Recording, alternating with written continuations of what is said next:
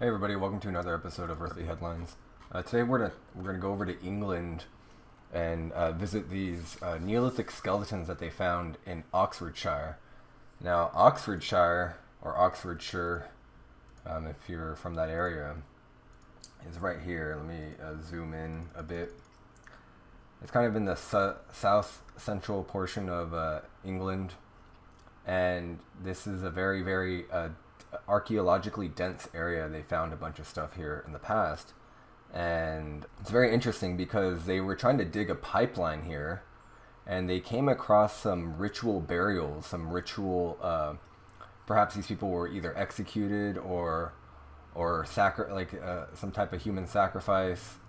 But the pictures are pretty interesting, and although it wasn't that long ago compared to other videos I've done in the past, it's still pre-Roman, and anything that was going on in the British Islands pre-Roman, it's pretty hard to pin down what they were doing, because some people call them the megalithic cultures. Some people think that the people who were there had stumbled upon the megaliths there and weren't necessarily responsible, although they did use them in rituals and they did add to them.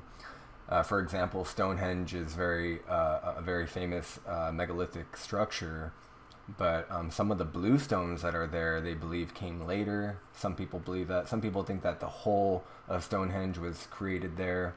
But it's come out that some of the bigger stones in Stonehenge were already there. They happened to be there when the other people came in. And before we go into the article, let me just give you guys some quick context. So this is what the British Isles look like during the last ice age, toward the end actually. And you can see here that this is the mainland. So here's like France and Germany and such. And they were definitely connected to not only to the mainland of Western Europe, but also to Northern Europe as well. And because of that, no doubt about it, there were people who were living there before then. And then in a previous video when I was talking about Göbekli Tepe and these people who had this fascinating knowledge about agriculture and pottery and such, then they came in and displaced these people, and then there was a great migration in and out to the islands, and then the Roman conquest later. So anyway, back to the article. So this construction company, they find these skeletons, and what often happens is when you get a company that finds skeletons and such, they immediately have to, by law, they have to call in an archaeologist to check everything out. So these archaeologists came in and they found not only the human remains, but they found artifacts including pottery and then a decorative comb. And here's a picture of a woman who had her hands bound behind her head and her feet cut off. So this is a very peculiar way of burying people, and they've found very little, if any, other instances of this type of burial.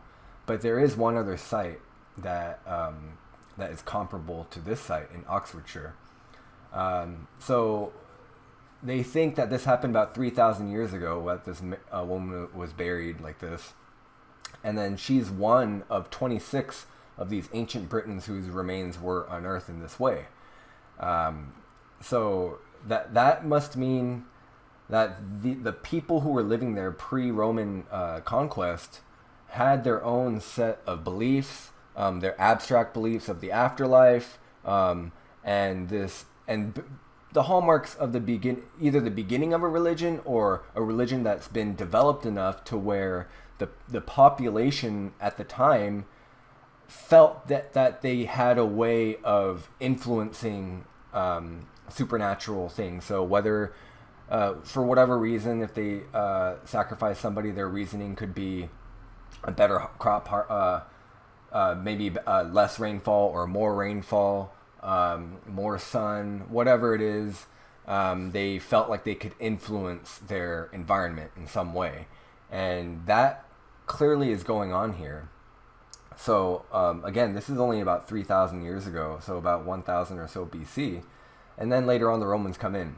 The Romans did have a few accounts, but they did not talk about these types of ritual burials, which is very interesting. So perhaps they never came across these types of people. Maybe these people were an offshoot of the people that the Romans came across. In any case, the archaeologists suspect the skeletons are linked with ritualized human sacrifice practiced by the Iron Age residents of what is now known as the Childrey Warren settlement. A little bit about the Iron Age, if we want to go back to the idea of these people from Turkey and the Balkans and Greece, the Proto-Greeks rather. The Iron Age is thought to have come, the ideas from the Iron Age and the tools are thought to have been inspired by people who came from the Caucasus Mountains. That's a very far distance. So I just thought that was a very interesting parallel, just continuing what we were talking about a few videos back about, again, these types of innovations coming from Asia, Turkey, and Greece.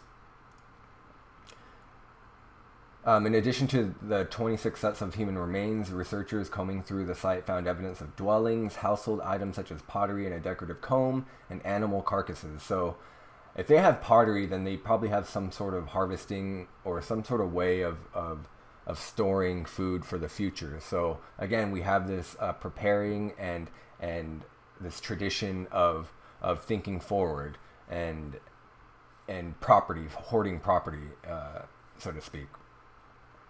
So it seems like that these people weren't just strict hunter-gatherers. It's more of these civilized, to some extent. I mean, how civilized are you when you're sacrificing humans? But they had some sort of, my point is that they had some sort of structure there that was ultimately interrupted by the Romans and maybe other ethnic groups passing through. We don't know yet. Little is known about these ancient Britons, the Childrey Warren group, rather, what they're talking about, who occupied the island prior to the Roman conquest of the 1st century AD. But as the Cotswold Archaeology's project officer, Mr. Guarino, says, the new artifacts are poised to open a unique window into the lives and deaths of communities we often know only for their monumental buildings. So yeah, that's a lot that we go by, just their buildings, their architecture of what they had, and that's it. There's very little writing, although there are some glyphs that they found in Scotland. But there's, again, just to demonstrate how little we know about these people pre-Roman, there's very, very little out there. Although I've done a few videos about Britain, the British Islands, and every time they try to build a road or a subway system, lay down some tracks, anytime they dig into the ground, they're finding more and more stuff. So just going through this article with an open mind is very, very good for your overall understanding of that place as a whole. The unusual graves found at Childrey Warren fall under the category of deviant burials. This term refers to burial practices that differ from the norms of a given culture. So basically it flies in the face of what they originally thought of the culture. So it could very well be the same culture. That could be possible too. But the fact that this is the first of its kind in that area just makes it an entirely huge mystery. It's likely that such burials held ritual significance poorly understood by humans today. And here's another photo of, let me zoom out a little bit, of a buried person with their decapitated head at their feet. So here's the other excavation that they found, this time in Suffolk, England. They found a mass grave this time. And 40% of the 52 skeletons found in that grave, which dates about 1700 years ago, had been decapitated as well. So this is not some aberration of either vigilante justice or whatever it is. These people, whoever it was, they had this practice for a while. And now 1700 years ago, this is about 200 years into the Roman conquest. So they're not sure if the Romans were responsible or the people who were there living alongside the Romans were involved with it. But the Romans, when they took over that part of Britain, they didn't keep the whole thing with an iron fist. It was their control there was very slippery. There was all kinds of dissidents. There were all kinds of people still adhering to the life pre-Roman conquest. So perhaps the Romans had nothing to do with this mass grave, because that doesn't seem like a Roman thing to do. Just to either cut off their head and then bury them, or then kill them and then cut off their head after they're dead, which is the suggestion here. It's called excarnation, which is a term that refers to the practice of leaving the body to decay above ground or in water before the final burial. And I don't know what the significance of that is. Iron Age Britons they also tightly bound the limbs as well, and which is similar to what that woman earlier at the Childry Warren site, the way she was buried has that parallel. So I don't know what the significance of that is, but the fact that there's a connection there means that there was some sort of tradition to do that. That was in their culture to do that for thousands of years. So they're going to further analyze this and the circumstances surrounding these bizarre burials. And one other thing is that it's possible that the deceased were victims of more conventional executions or met their demise in a different nature entirely. So either they got sick, or they were persecuted for some reason.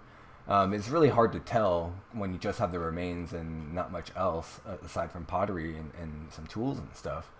But it's a good thing to keep in mind, and more of this is going to come out. So just to let you guys know that this is not going to be the last of these types of discoveries in Britain. And then on an unrelated note, my podcast episode with Grimerica that was supposed to be this Wednesday is going to be postponed, which is fine. My schedule is flexible as long as I have some notice. But I'll be when it's set in stone, I'll let you guys know. But until then, go ahead and follow those guys on Twitter. It's just Grimerica. I'm not sure of their website, but if you guys have iTunes or the podcast app for Apple, they're on that as well at the Grimerica Show. And then they also do live streams on YouTube.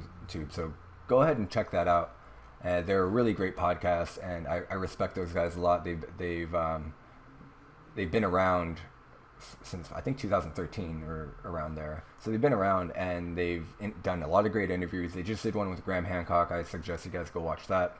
And that about does it. So leave me a comment if you guys know anything about this, and I'll talk to you guys later.